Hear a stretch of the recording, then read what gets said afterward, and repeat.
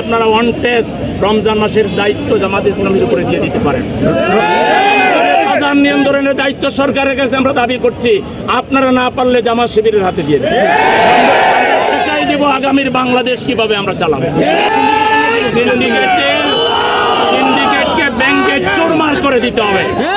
মিনিস্টারকে বলবো এবং আমাদের বাজার নিয়ন্ত্রক যে কমিটি রয়েছে এবং বাণিজ্য মন্ত্রণালয়, আপনারা জরুরি মিটিং করে এগুলো নিয়ন্ত্রণ করেন। আর যদি আপনারা ওয়ান টেস্ট রমজান মাসের দায়িত্ব জামাত ইসলামের উপরে দিয়ে দিতে পারেন।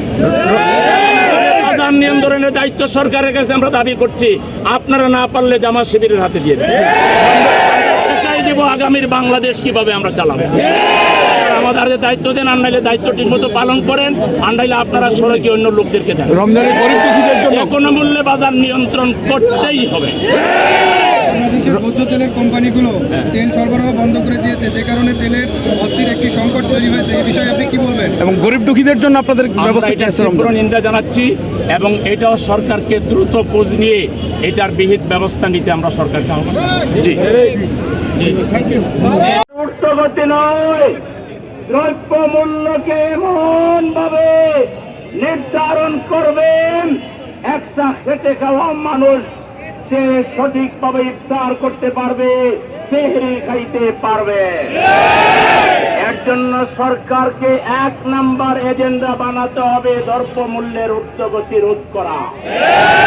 সরকারের উপদেষ্টা যারা আছেন, মাননীয় প্রধান উপদেষ্টাকে বলবো, সব দায়িত্ব আপনার মতো খ্যাতিবান মানুষের উপরে চলে যাবে।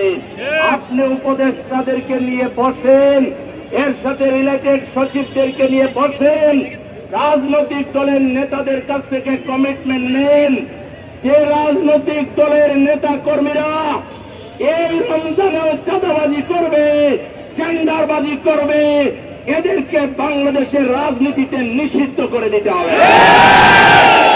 যে দলের রাজনৈতিক নেতারা বলবে ইসলামের রাজনীতি নাই, কোরআনের রাজনীতি নাই, তাদেরকে রমজানে কোরআনের 30 পারা ভালো করে পড়তে হবে। তারপরও যদি বলেন রাজনীতি নাই, তাইলে এদেরকে রাজনীতিতে ইনভ্যালিড ঘোষণা করতে হবে। বাংলাদেশে রাজনীতি করতে হলে আল্লাহর যে জীবন বিধান ইসলামকে মেনেই করতে হবে। ইসলামকে সবকিছুর উপরে স্থান দিয়ে এখানে রাজনীতি করেন, কোনো অসুবিধা নাই। 53 বছরের রাজনীতি আল্লাহর আইনের ভিত্তিতে ছিল না বলে দুর্গতি বেড়েছে, সন্ত্রাস বেড়েছে, দ্রব্যমূল্যের ঊর্ধ্বগতি বেড়েছে, চুরি চামারি বেড়েছে, ডাকাতি বেড়েছে, ছিনতাই বেড়েছে, ঘুষ বেড়েছে, দুর্নীতি বেড়েছে। 5 বছর আল্লাহর আইনের ভিত্তিতে, ইসলামী শিক্ষার ভিত্তিতে, নবীর সুন্নাহর ভিত্তিতে দেশ শাসনের সুযোগ দিন, আমরা দেখিয়ে দিব ইনশাআল্লাহ দুর্নীতির তো এখানে থাকবে না। 5 বছরের ভিতরে দুর্নীতিকে বঙ্গোপসাগরে ভাসাইয়ে দেব, দারিদ্র বিমোচন করব ইনশাআল্লাহ।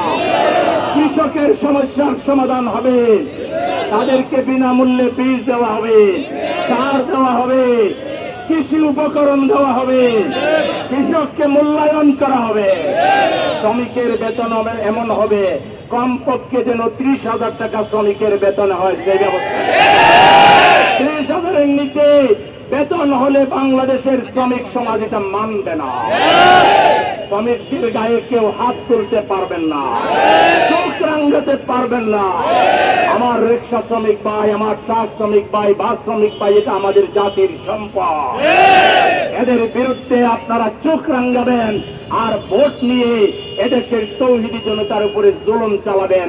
এই যুগ বাংলাদেশে খতম হয়ে গেছে।